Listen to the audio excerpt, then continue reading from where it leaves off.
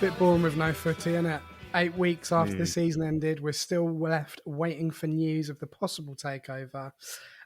We have got some news though, which is good. We can talk about that in a minute. But just for the record, my name is Ben Thomas, and I'm joined once again by the completely not boring Ross Webber to discuss kind of events and non-events in the world of Reading Football Club. Ross, since we last spoke, what have you been up to fill this endless vacuum of non-football? Specifically in the non-boring sense, or Really. Well, it's spring, and the weather's finally getting nicer. So it's coaching season, and you know, the Reading season ended, but the football season never stops. Football never sleeps, guys. So there's just been more and more diving into all those kinds of things. And is it football season for the kids in the UK as well right now? They got tournaments going on, yeah. Nice. But it's kind of weird as well because obviously we touched a little bit on the Euros, and we're gonna talk more about that as the summer goes on because I'm very excited. Ross is very excited as well. Oh yeah. And so we've got a lot of good stuff to get into, but it's just that weird. All right, the season's ended, playoffs are still going on, which we'll talk about in this kind of mini pod, I guess, if you call it. It is part of our normal, in inverted commas, series. It's episode 379. It is the Tilehurst End. It is a podcast, and we are very pleased to have you join us once again to talk things Reading Football Club. Before we do that, we would like to, as always, shout out our sponsors, ZCZ Films, who are our main sponsors and continue to be our main sponsors until they tell us otherwise. We are, of course, always open for different sponsorships. So, if you want to sponsor the mailbag and your name isn't Benjamin Vickers, then you can do that. You can, or if your name is Benjamin Vickers. It depends on how much money you're offering. Cash. Yeah. Do you know what's really funny is I think about him and I think he probably doesn't listen to it unless he's asked the question. So right, yeah. But yeah, in all seriousness, we're always open to that, and we desperately want to work with local companies and local organisations. So whatever you've got really would be fantastic, and we would be very pleased to talk to you. We are going to talk about some news. I don't know what the section's going to be called. Whatever soundbite Ross chooses, it might be the recap. It might be the preview. It could be the off-season, which he hilariously dubbed over in episode 378, which is, of course, still available wherever you get your pods. But yeah. I'm joining the rap battle from the weekend, so we'll see what I add in today. Yeah, exactly. But we're gonna talk about some stuff after this short break. Come rain or shine, it's time to relive the latest retained list action with the recap. This podcast is sponsored by ZCZ Films, Reading's oldest ultras. What is really funny? Well, not really funny. I mean, I laughed. Sim probably laughed about it as well.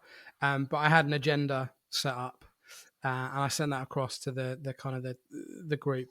And then did good work. Yeah, I know. I thought I'd be organised for once, and then that kind of bit me because then the retain list and the release list came out, so I had to then start again. So this is version 2.5 maybe of the agenda. But anyway, we're gonna start with the release list, and we're going to talk about that now. I mean, Ross, it's come out. As all retain lists do need to do, so that everyone knows where they stand. What did you make of it, I guess, really, as an overall piece of communication, decisions taken, just kind of anything with it, really? I think it's good that it's already come out, right? Like I think it's good that I thought certainly it might be a few more weeks. I thought that maybe it would come along with when we get an update on the ownership, which I think Nigel Howe said that was expected to be done by the end of May. So obviously it's been a bit quiet in the last couple of weeks, but we still got 3 weeks to go until the end of May. Thank you to previous host Mark Mayo for reminding me of that and keeping me calm about that yesterday. But really, I do think it's good that it's come out already. And a lot of the content and the fact that it has come out now indicate that next season is one that we're taking seriously and one that we want to see improvement with. So obviously, the really exciting thing is that Aziz has had a year activated. Now, even if Aziz doesn't line up for Reading next season, that at least gives us 12 months of contract that needs to be paid for by whichever club does come in for him. If Plymouth come in for him again, if Bolton come in for him, off whoever, I do think that that should be something that's somewhere where Reading are doing better, because obviously we've lost a lot of players for very little or no money over the past 5 years. And at least, with Aziz there, with that year option extended, I think it's just good that we can get value for a player, even if we can't get him to, even if we don't manage to get him on the field on the first game of next season. Obviously, the retain list doesn't mean, and these are the players who will start in August, but it is at least interesting. Any in particular on that list that you wanted to call out, Ben? Well, I mean, I was literally eating any hat I could find at about 9:30 this morning when I saw Femi Aziz on that list, because I just, the last pod we did, I was like, I don't think he's going to stay. I don't think he's going to stay. And completely agree. I mean, yeah, you're right. It doesn't mean those players will be, as you said, there in August, but it means that if Michael Craig does go, and he's been rumoured with, Portsmouth this week, I think that's a bit of a stretch personally. But there are probably other Championship clubs, maybe even other League One clubs that would have him start every game potentially. So it does mean that we get some money in the door. Look, I mean, I can't whinge at any of those decisions. I really can't. I think you said it earlier, Ross, between us, but I think this shows how much the club value Kelvin Abrafa moving forward. And for me, he's a future regular right back for this football club. I really do. I think he's absolutely fantastic as a player. And specifically because obviously Carson and Mola are both being released on this retain list, so that reduces the fullback strength down in theory. I'm not as convinced by Carson as I am by Mola, even though Carson obviously had a good week for the U21s. Does he get to keep playing for the U21s? We'll talk about the under-21s. Bit odd, isn't it? That is really strange, because he had a pretty good game in the weekend against Middlesbrough. I think he set up the first goal from memory. So that is strange timing for him. I agree. I don't know, but I agree with you that Abrafa is the better player. Yeah. So, yes, good that they're showing some faith in him there, and I think he was good in the last couple of games of the season. But yeah, Carson and Mola, I think primarily were the ones that most Reading fans were somewhat surprised by us releasing. I mean, again, just for the record, Rashish has been offered another contract, which again, I don't think is a bad thing. I think it's very difficult for any Reading fan to go, oh, he's amazing, he's this, he's that. I think his appearances for the under-21s have been sort of reasonably sporadic. He's kind of flicked between squad player and under-21. So I think, if he does sign a new contract, he's going to have to kind of really push on in terms of trying to embed himself in one of those squads regularly and playing, of course.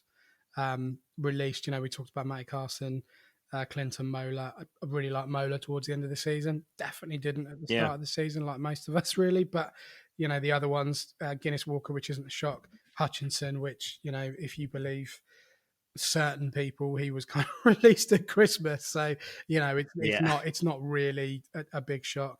And then, of course, you've got the loans that, Makari was the first one to kind of be announced in inverted commas on Instagram from his own personal account earlier on this week. So yeah, look, it's not a huge shock really. I guess the other ones you'd look at under contract, ones that you probably look to move on in terms of goalkeepers. You've got Anderson, you've got Buzanis, who someone said he's got an 8-year contract, which I saw 10 years, 8 years. I don't know. Buzanis will be, when we get like teams are getting like club dogs and stuff. Yeah. Buzanis is going to be the club dog walker. That's what he's going to do. Exactly.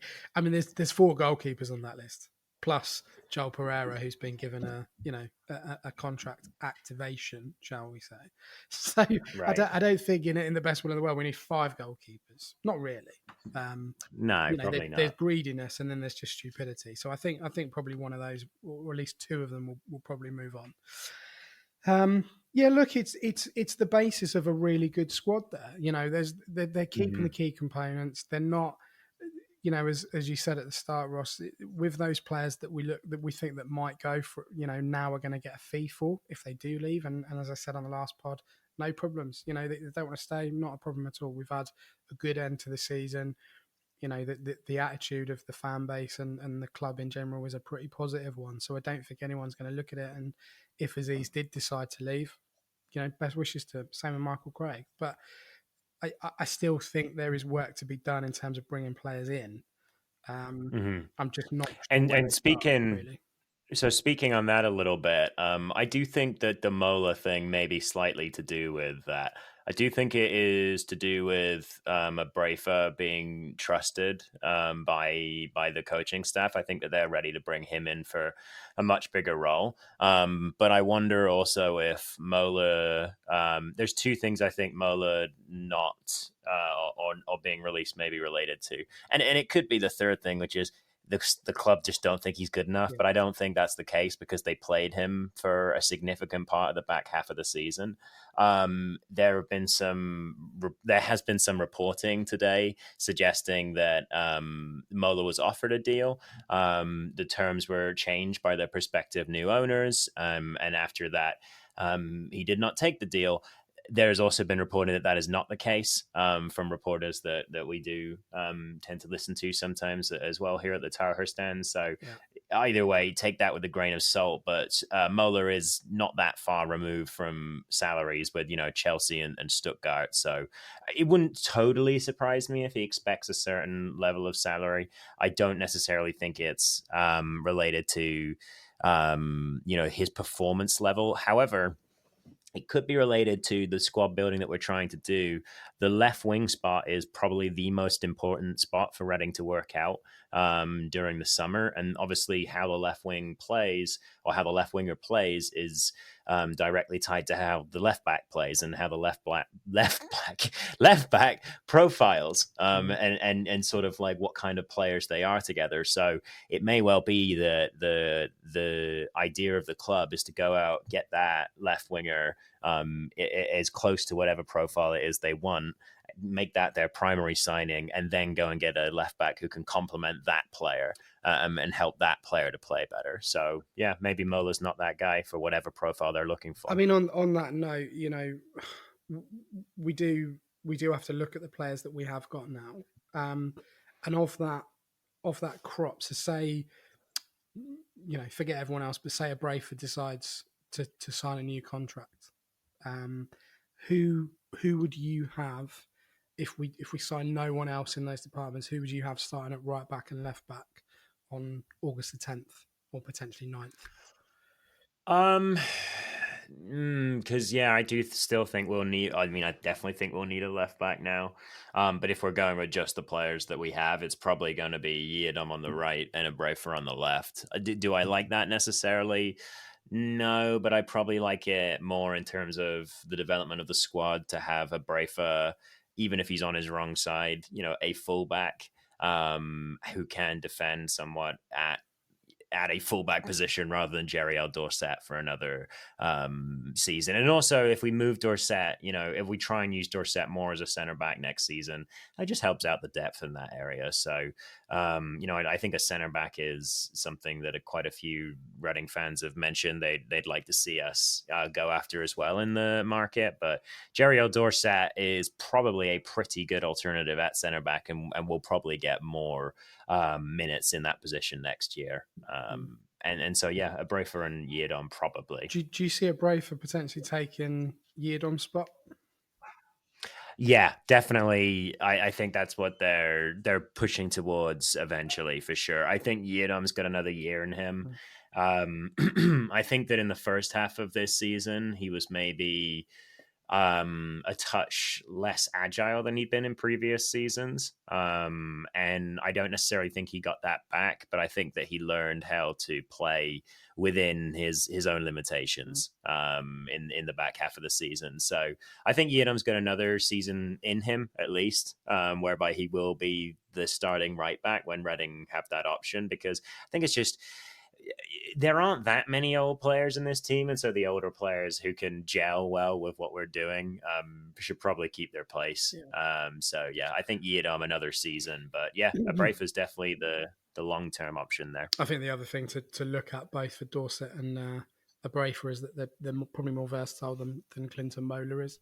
So there's a line of thought there, actually. If it's a toss-up between Mola and Abraifa, you know, Abraifa is Reading Football Club in terms of, you know, his education and the way he's been brought up and stuff. So yeah, there's definite, you know, clearly favouritism towards him in that respect. So yeah, look, I mean, to wrap it up, I don't think there was any major shocks in that at all. I think is sensible. I can't complain at any of those decisions at all.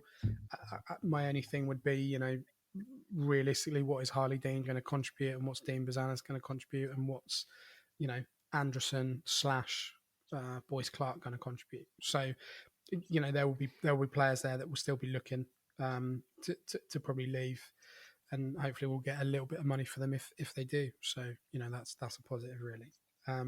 Let's move on to the under-21s. We were going to start with them at the original iteration of the agenda, but that didn't work out because obviously the retain list came out. Really, really good result for them at the weekend, Ross. You know, beat Middlesbrough 2-0 in the round of 16, I guess, in the PL2 and the under-21s. They now face Nottingham Forest at 2 p.m. this coming Saturday at the Stade DSCL. 841 people packed in. I say packed in. Yeah, it's great. You know what I mean? They were in the ground. Yeah. They packed up the hill. That's pretty impressive. I think we might get 1,000 on Saturday. And I agree. Yeah, I was just going to say, and it's provided a nice target to beat, hasn't it? So there you go. Yeah, 1,000. That's a good, nice round number to aim for. Yeah, I mean, you know, look, it's testament, and we said this briefly on a previous pod. The testament that the work that Noel Hunt and his team have done to be able to compete in a league where they're up against some pretty big hitters in terms of youth teams, and they've done remarkably well to get to this point. So for me, anything beyond this now is a bonus, really. And if they can beat Forest, you know, semi-finals, anything's possible. Right. Yeah, definitely. I mean, and they beat them a few weeks ago, I think, after, or maybe they tied, but there was that was the game in which unfortunately had to be called off because a Forest player had a medical emergency. But I know Reading were 2-0 up in that one. There's another one where Carson scored, I think.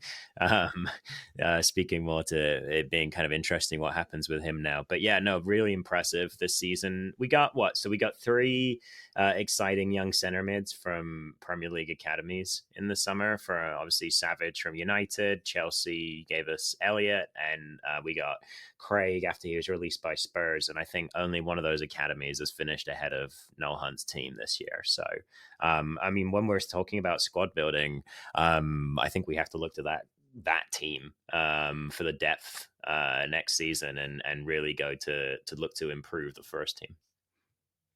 Yeah, I mean, look, it's the future's positive.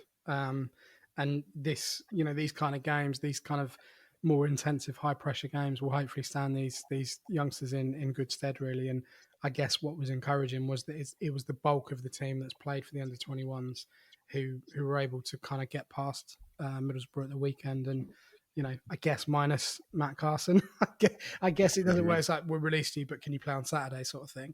I guess he won't be involved. So you can't warm up with us, but bring your boots. Yeah, exactly. You can watch from the stand, but that's pretty much it. Yeah, right, exactly. So yeah, just to confirm, that's absolutely free entry, 2:00 on Saturday at the SCL. So yeah, if you can. Did you go last time or on Saturday? No, I didn't go. No, Okay. You know, I didn't even think about it, to be honest. It just sort of passed me by. But no, I was just going to ask you if they had the cups of water there. Oh right, yeah. Well, do you know the games I did do in the season? Well, this past season, the games that they did have at the stadium, they were literally cups of water.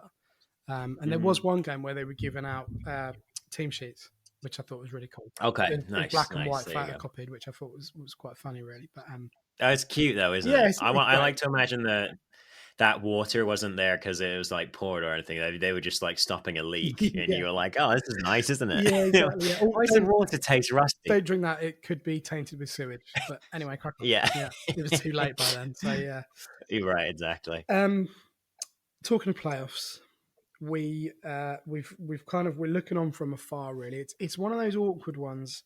As you know, any football fan will know when you're in between leagues. So obviously we're staying in League One this season. So we're kind of keeping one eye on the League One playoffs to see who doesn't make it, and we're keeping an eye on League Two playoffs to see who does make it. So as it stands, as time of recording, Bolton are already through. They lost last night to Barnsley at home, but they did get through on aggregate. Pitch invasion, which was a little bit weird for a loss, I guess, but I don't know. Yeah, I think sometimes you just want to celebrate at the end of the season, don't you?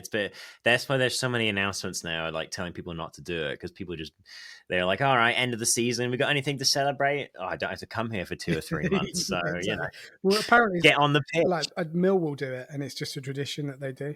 So I don't know, whatever. Odd, isn't it? Real quickly while you're talking about teams that are going to be in our league next season. So what we got Birmingham, Huddersfield, and Rotherham coming down from the champ too. Which Huddersfield and Birmingham, those are 2 reasonably sized clubs coming down. Obviously Portsmouth and Derby going back up are decent sized clubs as well. But Birmingham's a really interesting one, and they in theory should have a lot of resources at this level. But yeah, carry on about the playoffs. Sorry. Well, Tom Brady coming to the Select Car Leeson. Bizarre, hey, there you go. Absolutely bizarre. There you go. Really, really strange. Could be very interesting. So Bolton already through, and then as we speak, Peterborough and Oxford are battling it out. Oxford are 1-0 up, as much as it makes me feel physically sick saying that from the first leg. I don't know what the score is now. I'm not going to check it because I don't care that much. But either way, you would anticipate that Bolton have probably got enough for either of those in the final, I would say. And then League Two, Crawley, great result for them yesterday. They won 3-0 against MK Dons. Liam Kelly, Ross, remember him? Oh yeah, he's back in business. Yeah, exactly. So he's back in the game and scoring goals. They beat MK Dons, as I said. The next game for them is on Saturday, where they go obviously up to Milton Keynes to try and do battle there. And then we've got Doncaster already 2-0 up against Crewe. So yeah, I mean, it looks pretty cut and dried that it's going to be a Crawley-Doncaster final. Of course, you never really know in football, but you would imagine that it will be both of those clubs battling it out in the League Two playoff final, which is at the end of May, I believe, the May bank holiday. We are just 1 year removed, of course, from that Sheffield Wednesday. What was it? 4-goal comeback against Peterborough, maybe. So yeah, the playoffs are weird, man. Stuff happens that you don't see anywhere else in football, don't you? Well, Barnsley nearly nicked it last night. They did really well. I don't know. We'll see. I mean, realistically, desperation does strange things. It would be nice to play Oxford again next year because it's always good to have a local rivalry. Crawley, I guess, is local, and Milton Keynes is not far, but you don't really want Doncaster or Crewe going up out of that lot because that's going to be difficult, really, really difficult. I don't know if I've ever watched Reading play Crewe, and I've watched Reading play Doncaster a million times, so I think I'm rooting for Crewe there. Okay. But I'm not really sure, and I'm rooting for Bolton in the playoff final because their fans were a nice bunch. Yeah, and a very good friend of mine's a Bolton fan as well, so I'd have to go Bolton, really, and they deserve it. They have been literally the third best team, so right, exactly. They've been all right. So yeah, we're going to take a short break, and then we've got quite a few bits in the mailbag. Actually, ironically, we weren't going to do a pod, and then we've got loads of people asking questions. So yeah, we'll be back in just a moment. Keep up to date with all things Reading FC. Follow the Tilehurst End on Facebook and Twitter. This podcast is proudly sponsored by ZCZ Films. Remember, if you want to get involved in sponsoring the show, drop us an email to thetilehurstend@gmail.com. Alrighty, welcome back to episode 379 of the Tilehurst End podcast.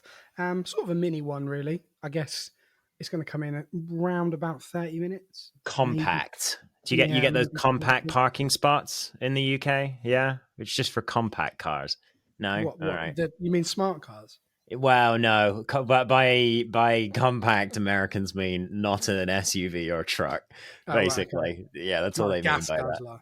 Right. Exactly. Anyway, moving on. So yeah, 30, 40 minutes. What could you do? 5K run. Yeah, I'd say so. It's good for that. Swift pint of bitter down the local. Bathe the dogs. They've been on too many walks without having a bath. So that's always good. It's fun. It's nice too when the little animals moving around your house smell like linen, I guess, rather than trees. Anyway, move on. Oh God, what are we talking about? Right, what we doing? Mailbag. Right, It's what the end of the season does to you. This is what 9 days without a football match will do to you. Yeah. I have this idea that your dog's just wandering around, just smelling of like potpourri or something. Yeah, well, no, we have like a cranberry spray, and then so they get a bath, and then they get cranberry spray after that, and they smell like a berry bush walking around the house. It's cute. It's nice. I like it. Like, I don't know what that is. Yeah, I can't think of anything, but yeah, that's just just funny. Yeah. Anyway, whatever. Where do we start? We got a lot in the mailbag, which might push us over our allotted time limit. But anyway, whatever. We'll go for it. Well, whatever. Peter Martyr, welcome back, Peter. Nice to see you again. Peter? Did you just say what's up, Peter? Yeah, it's fine. Oh God, I've lost it. What was I doing? Right, the question. God, concentrate. See, I told you, it doesn't matter if it's in season or off season. It's just an unprofessional. Yeah, that's true. Actually, yeah. This is all good news generally, but there is too much uncertainty at the moment to come to any conclusion. Will the sale complete? And if it does, what's the new owner's position on selling prime assets should a good offer come in? Continued transfer restrictions will not help. Blimey, I wish I hadn't started with that one. That's quite a big one, right? Isn't it? Well, go for it. Shoot. Yeah, no, it's tricky. I don't think we can't say a whole lot about this at the moment, really. Like we said at the start of the podcast that yes, we haven't heard much for a couple of weeks now. Nigel Howe did originally say that it would probably take until the end of May.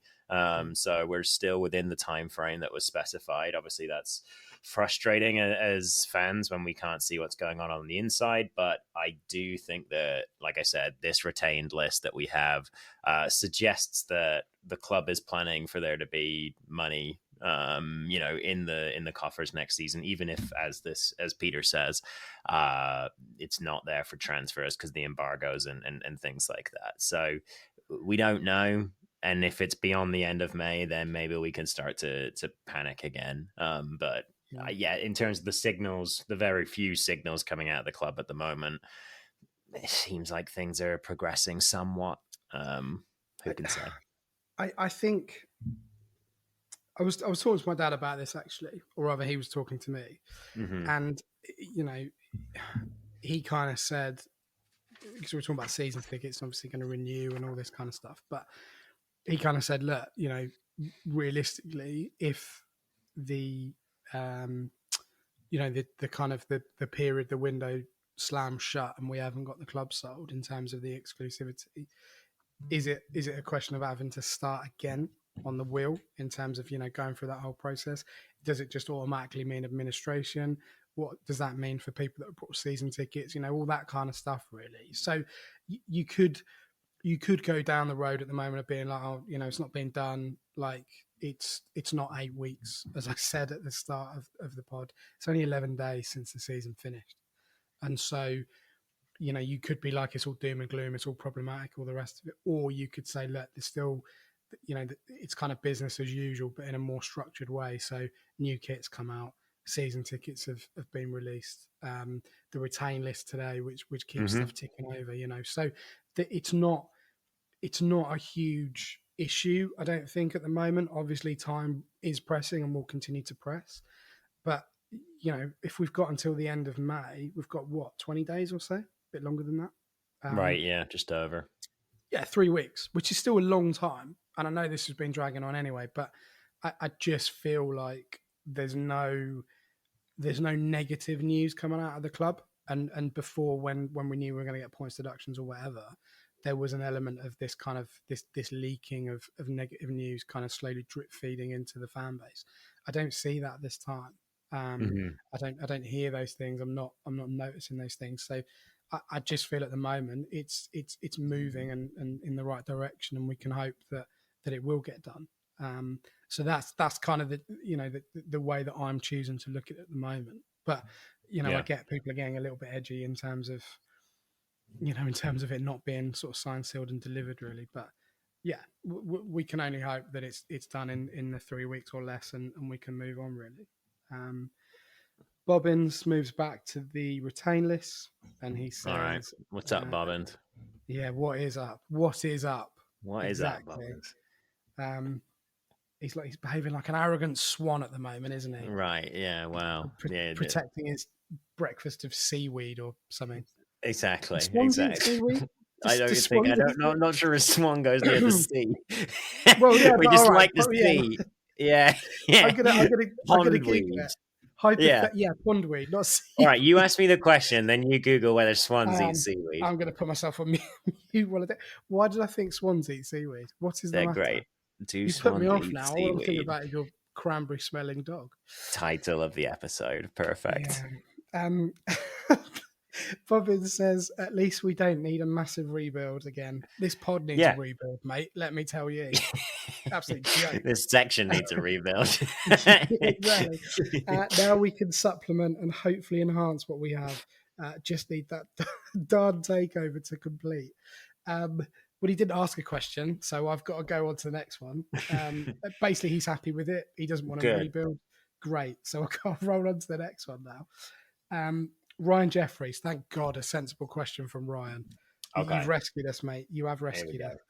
How many signings do we need to make before we challenge for the playoffs? Go for it. So it's a first 11 left winger, a first 11 left back. Probably, I guess, let's just say that Abrafa takes care of one of the positions and Yiadom takes care of depth for one of the fullback positions, which is, projecting a little bit. Just go with me here.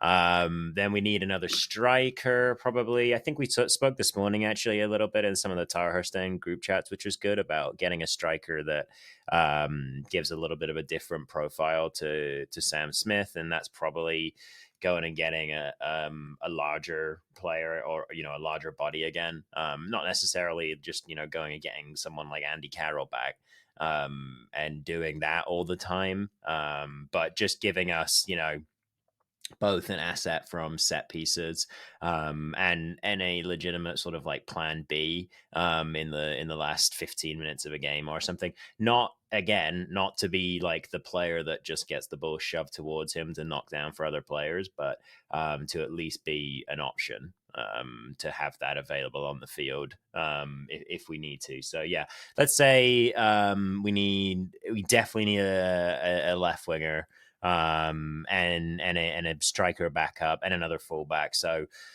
at least 3 first 11 signings, I would say, to challenge for a promotion. That would be my quick answer. Quick-ish.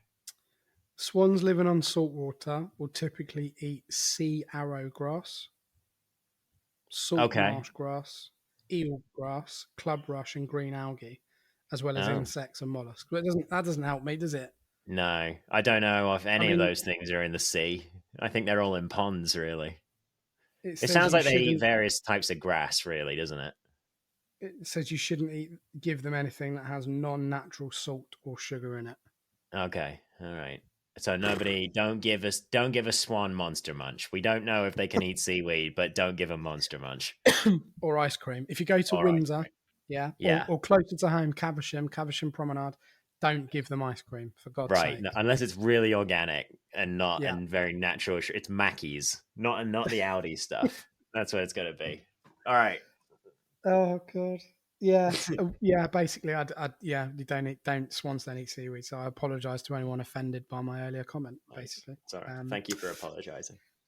I saw a lot of people mentioning people like Andy Rinomota and Liam Moore and Oviajaria, and I just think that's a really, really, really non-starter. Does that make sense? It doesn't. I just think No, it's a that does. terrible Yeah. idea to even talk about those players. No offense to them, but I just, someone Liam Kelly scored, like we said earlier, for Crawley, and someone said we should bring him back. Definitely don't do that. Definitely don't bring them back.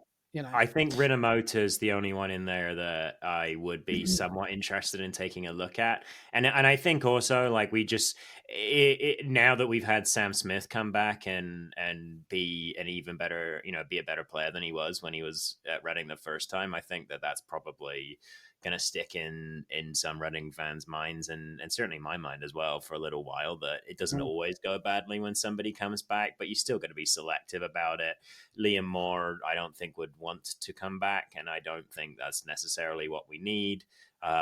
We've seen this season that, sometimes the older hands at center back don't quite work in this system. It has been the more physical and young and just quick center backs that have done better this season. So yeah, no, that's not one for me. No. Luke 1871 says, how many signs do you think we need? Similar to Ryan, really. But he goes on to say, personally, I think we need 6 or 7 at the moment. Left back, 2 centre backs, left midfield, right midfield, attacking midfielder, and a striker. Some starter and some just for depth. Button, Buzanis, Dean, and Aziz will probably be sold, and Wareham sent out on loan. So, yeah, look, I mean, for me, I think left midfield is really, really important. I still think, as much as I wouldn't want it to happen, I still think Aziz will leave. But I think we just need to look at, the long term progress of that position. I would like to see another striker brought in as well, just as a bit of depth. Obviously you're not going to knock Sam Smith off at all, but just to have a little bit of security there. One thing we don't need is goalkeepers, as we said earlier. Yeah, I mean the other ones are funny though. I think there are some people that would argue about that. Which I at least want to see Pereira start next season. But we have 5 goalkeepers, and I do still think there are some that would say that maybe we need another goalkeeper. Yeah, for sure. And to be part of a promotion chasing team. Yes, Pereira's pretty good, but there's a difference, right, between a good goalkeeper. You see this in the Premier League all the time. You get goalkeepers who are really good really good in inverted commas, or really good shot stoppers for the lower teams. But the best goalkeepers are the ones that can have nothing to do for an hour and then they pull out an insane, save. I wonder if Pereira is the former, not the latter. But who knows? I think he's done both for Reading so far. And I think he deserves a chance next year. He does. He absolutely does deserve the chance. And I don't think they're going to be going all out. And as we said previously, unless something incredible happens in that department and they just can't turn it down, I just don't see anything happening. It'd be all outgoings, really. So, yeah, it's a good point, though, Luke. Thank you for that. Round it all off, Alistair says, I'm just speaking on my opinion now, but I think Femi won't stay. At least we'll get some money for him, but surprised Mola got released. Does this single Reading's intent to recruit quality and the fact the new owners are so close? I'd be concerned if the owners were getting involved in transfer dealings at this stage. I don't think, well, in my opinion, that's not the owner's job. The owners need to have a very, very good relationship with the director of football, who obviously, looks at the players, looks at the scouting, has a link with the manager and kind of sets out the blueprint for how the team should be performing. Certainly, if you're bringing a new manager in, for example. But I would be slightly worried if they'd got involved in the Mola contract situation in terms of kind of meddling with that. Unless, of course, they said to Bowen, put the brakes on. But I don't think this signals that it's close. I just think this is part of football and business and part of the way it works. But I mean, do you think it leads to us looking to recruit more in terms of better quality across the board, Ross? I think that there will be more players brought in through preseason, even if it is a load of free agents and loan signings and things like that, just because we should be able to support a larger squad and support a larger group that we can take a look at and see, who's going to make it past the first 2 or 3 months of the season once the Carabao Cup games are gone and stuff like that.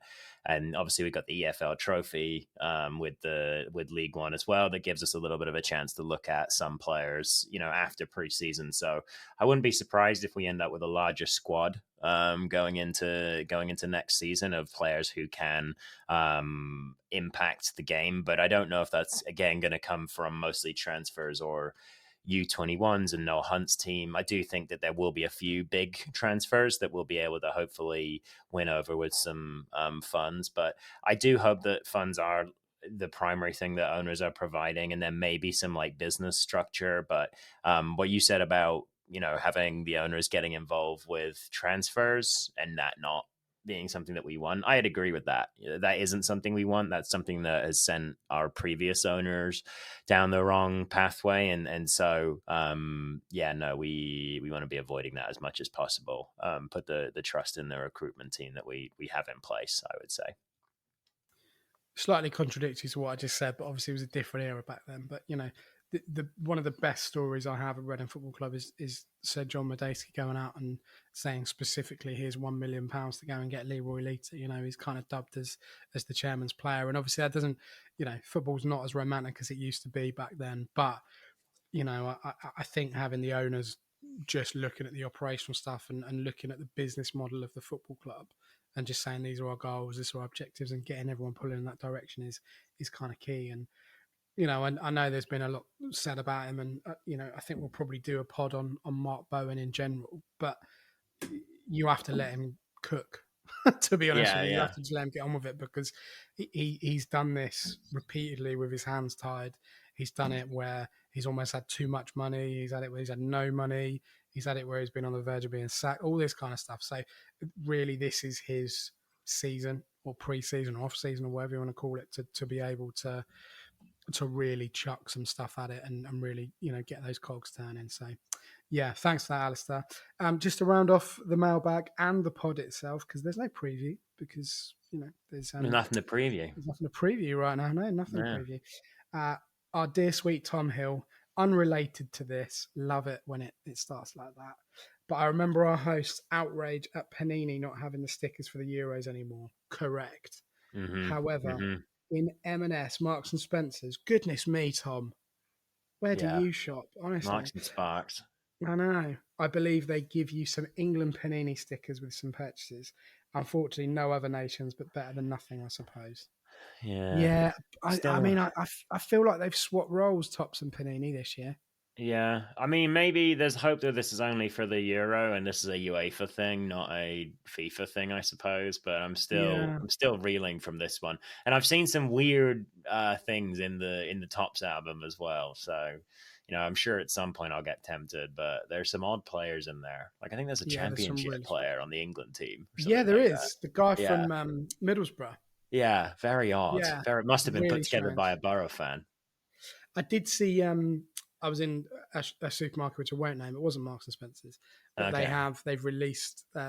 It's quite big over here. I say over here, but in England, in terms of the kids really like the football cards. So there's like Match Attacks, there's Adrenaline, all this sort of stuff. And I think it was Adrenaline. They've released like an England version of it. Yeah, those. Yeah. But they've released like the tin is like the England badge, which nice. Okay, fun. It looked really cool as like a thing. So, $11.99. It's not bad, not a bad price. Not that I'm on commission, but I thought it was pretty good. So yeah, I can't wait for my son to start asking to collect those and waste even more of my money on things he doesn't need. Anyway, I digress. That has been episode 379. Of the Tilehurst podcast. Hope you've enjoyed it. It's not a bonus episode. We said we were going to continue to do kind of a normal series. We have got a brand new mini series, if you like. Limited which is coming series. very soon. A limited series, yeah. We haven't been paid any money for it by any major streaming service. But I think it's going to be good fun. We've got a number of contributors and debutantes alike who are going to be picking their dream Reading 11 from players that they've specifically seen. And we're going to kick off that series with Ross, and you'll be doing that in a short while, and that'll be out later this week / early next week for your audible pleasure. And then we've got a whole bunch of people coming on to talk about the Reading 11. So that should be good fun as a kind of a little bit of a mini break from the normal pod. Of course, if anything happens, anything significant happens, like we get an away kit or a third kit or the takeover, a helicopter lands on the hotel, all these things. We will bring you episode 380 as soon as we can. But for now, thank you for joining us. Ross, look after yourself. Thank you, Sarah. You as well. And we will see you all soon. Come on, Reading. I don't know why I'm saying that, because come on, Reading. Come on, the under-21s. Come on. Yeah. There we go. Come on, Noel Hunt. Yeah, come on, Noel Hunt and everyone involved. Let's go and smash Forest on Saturday. We're all behind you. So, come on, Reading.